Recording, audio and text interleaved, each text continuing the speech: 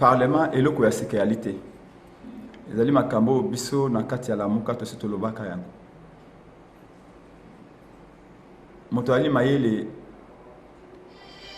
ba yebsaka il kambo bemba la moko.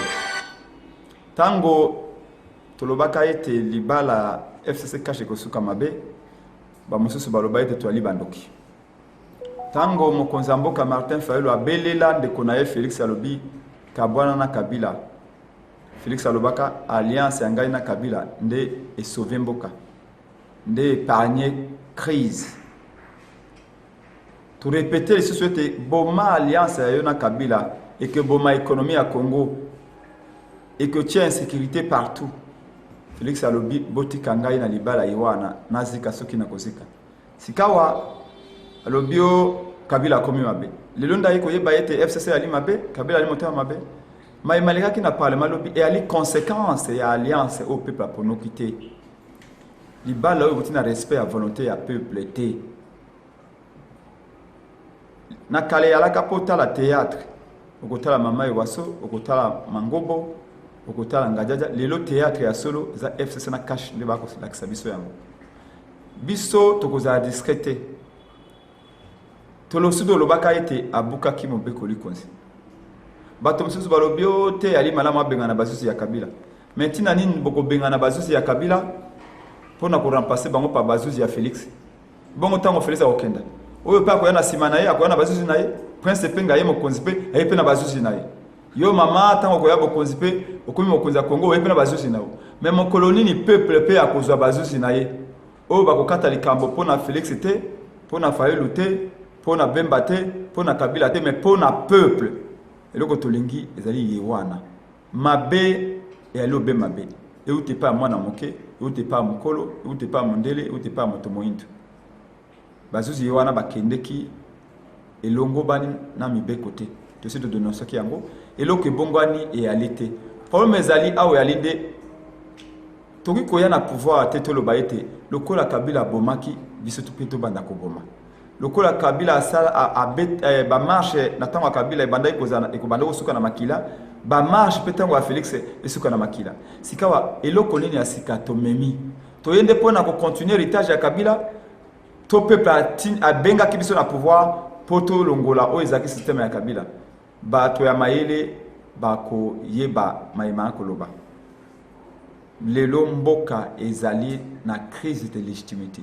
Tolobi yango peto koloba yango mais eloko ezali ya équipe sa kanda pe ma poete Félix alinga tromper vigilance ya ba congolais ya kokuninga ko kansa ete yena Kabila basi bakabwani lokuta mama Félix na Kabila balobe moto moko na mikolomiko ya bokomona bango soit na nsele soit na kingakati ba komela mwa vinyo na bango mais batindi ba parlementaire debout awa basa l'assemblée lokola bakabwani ba aller obé ensemble ezali stratégie to lobaki ya équilibre instable les loba swani lo basa sembla ko swana lobe ko mona ba on balé mais dans la main mais où est l'intérêt ya peuple a ko gagner nini na kati wana na moment o ba on balé ba ko sa sembla ko swana misali ko kufa nanzi eko kufa na Congo be économie za ko beba insécurité za na est kuna chômage partout pauvreté za ko s'accentuer tozela qui était bayo kana baomi balé le lenge balobaki Félix alobaki était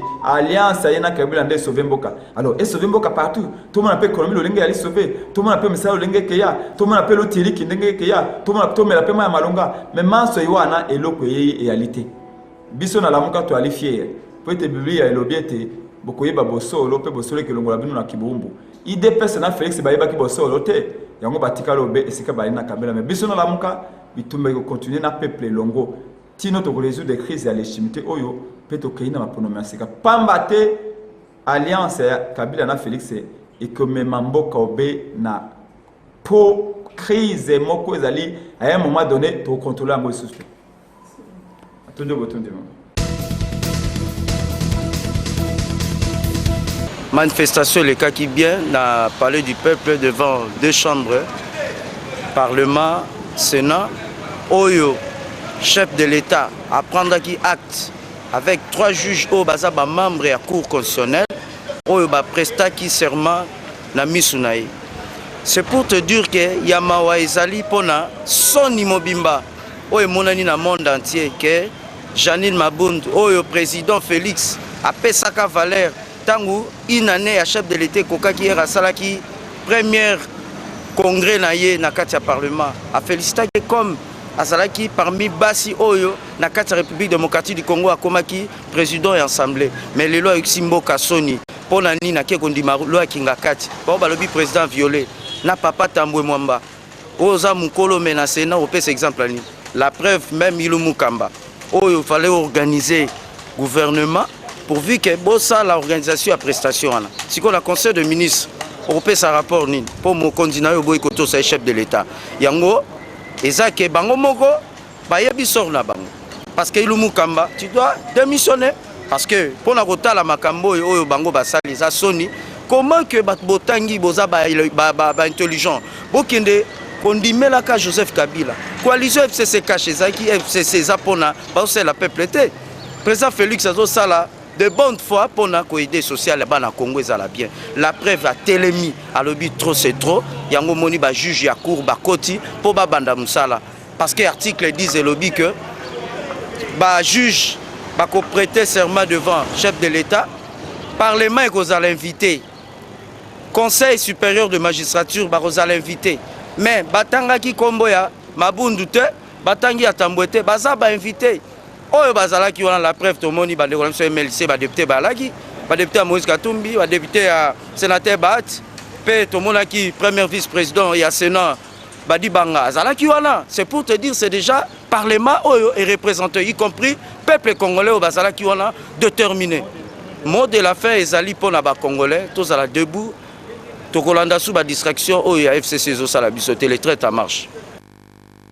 c'est dans les mêmes choses alors biloko wana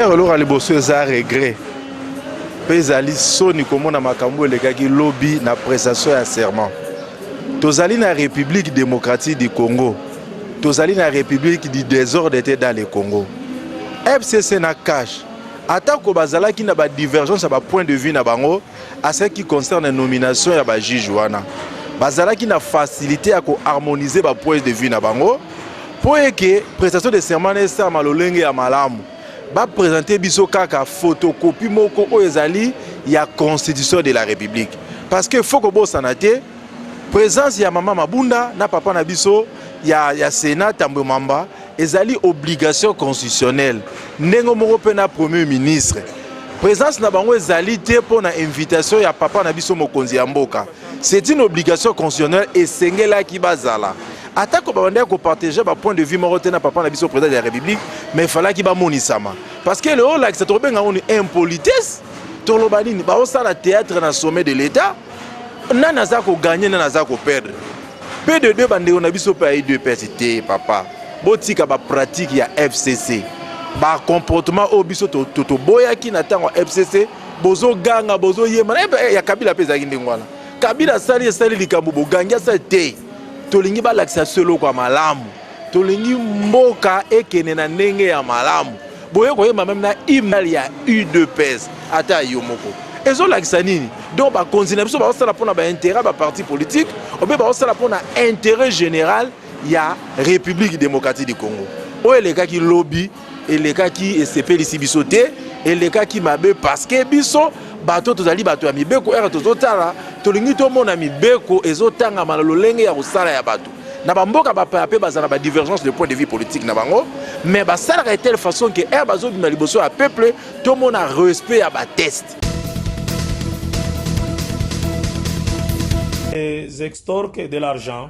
esali mwa tango population yenguma mokonzi Kinshasa akoma na bobangi ya komata na bataxi IST to vite oyo tomesana kobenga catch likolo ya enlèvement bakomema yo lokola taxi normal na sima babalukeli yo babotoli nyonso ozali na yango babeti yo soki ozali elongi ya libabe babomi yo Bamisusu kutu bakoma kosenga misolo na libota yambo ya kotika victime na bango. Ndakisa bilenge oyo bakwei na maboko ya la police na ndeko mwasi na kombo ya Naomi Lokondo, moko ya bakopine ya bakriminel oyo. Elongo na babalado oyo nyonso baitilizaka ye lokola mutambu. Tango okomona elenge mwasi liboso na kati ya taxi, okozana na bobangi te pona komata. Nzoka nde bango nyonso bangwalima. Na mosala makasi oyo la police azali kosala pona kotia sécurité na Nguma Mokonzi Kinshasa akoyaki na bango boyo kangonga. Bazara 4 na 4 voiture, fille bosso na 3 garçons. Bazara 2 filles na mokoyo Naomi. Ce qui fait continuer ciment.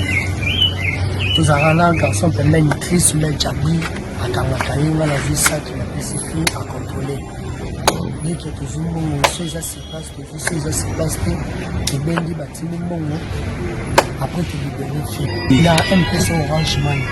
Na numéro ni Exact par Jabi la Chris. Quand on a réussi à malobi na que nazara genre comme à na lobi na mais ba accusé na bazara ba vie azara 2 filles ngane est-ce qu'on a quoi libère yango bakanginga beaucoup la bien est to mbano bazawa on nga za certes za mbana ngai mais c'était question de na puya kana makambo ya salaka na bakita Naomi aussi otambola na voiture na bango oui il faut tambola otambola na bango basala eloko nini basala na voiture na mission na yo na présence na mission na comment fonga moneza ki doit ki na taxi en balade baji mama ko ya magasin pour le tengira bandal magasin baji mama na kitambo oui ça baji mama na kitambo azaki na liboso ndo uyo ka musique na ndo sur téléphone par ma grande surprise mama asimagangi oui tant agangi wana amatisi ba glace na volume de musique OK moi je suis le bezaki te na bandi kaka pétrifié et tout. Après on a sisi na suka musane bosala yango chaque fois pour chaque fois bani mwanga baloba non bakena pas la on a ma compagne. OK. Après on a retourné na opéra combien de fois? On a opéra 4 fois. On a un assistant moko. Assistant moko.